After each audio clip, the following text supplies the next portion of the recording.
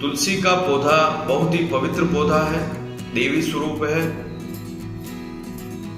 लेकिन लोगों में यह भ्रांति है कि तुलसी को कब जल चढ़ावें, कब तुलसी तोड़ें। तो मैं आपको यह स्पष्ट कर दूं कि तुलसी को केवल और केवल द्वादशी के दिन नहीं तोड़ना चाहिए, क्योंकि द्वादशी उनका जन्म दिन है।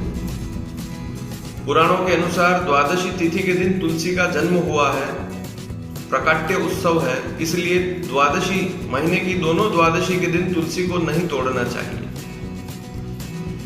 ज्योतिष में वार भी दिए हुए हैं, लेकिन मंगलवार, शुक्रवार, रविवार, इन वारों में तुलसी को नहीं तोड़ना चाहिए। लेकिन वारों की उत्पत्ति बहुत बाद में हुई। महाभारत काल में भी वारों का प्रचलन नहीं था, वार कोई जानता ही नहीं था, इसलिए वारों का कोई प्रमाण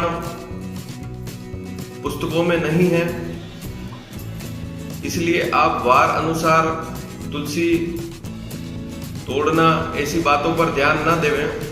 केवल और केवल द्वादशी के दिन आप तुलसी को न तोड़ें। साथ ही अमावस्या, पूर्णिमा, संक्रांति दिवस आदि पर भी लिखा हुआ है, लेकिन आप केवल द्वादशी के दिन ही तुलसी को नहीं तोड़ना चाहिए। साथ ही नियमित रोज जल चढ़ाना चाहिए। सर्दियों में थोड़ी कम मात्रा में, गर्मी में अधिक मात्रा में जल चढ़ावें। मंजरियां हमारे नाखून की तरह होती है, इसलिए मंजरी को बढ़ने न देवें। मंजरियों को तोड़कर भगवान विष्णु को अर्पण करें। कहीं कहीं पुराणों में यह लिखा गया है भगवान शिव, दुर्गा, गणपति को तुलसी न चढ़ावें, लेकिन भगवान विष्णु और हनुमान जी को आप तुलसी चढ़ा सकते हैं।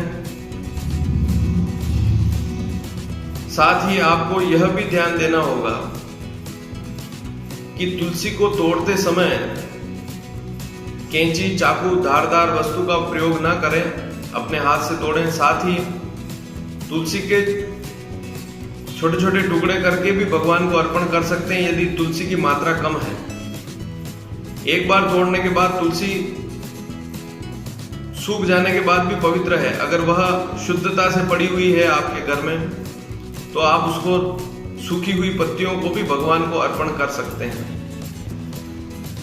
और ज्योतिष में इसको बताया गया है कि 10 दिन तक तुलसी वैसे भी पवित्र रहती है। विशेष नियम यह है कि सूतक पातक में, विशेषकर ग्रहण दिवस हो, सूतक हो, उस समय तुलसी को नहीं तोड़ना चाहिए। लेकिन वेदों में तो सूतक पातक आदि नियम भी नहीं लिखे हैं, इसलिए आप ज्यादा अंधविश्वास में न रहें और तुलसी को नियमित जल चढ़ावें। नियमित तोड़ सकते हैं, भगवान विष्णु को अर्पण कर सकते हैं। केवल और केवल द्वादशी को आप टाल देवें। धन्यवाद।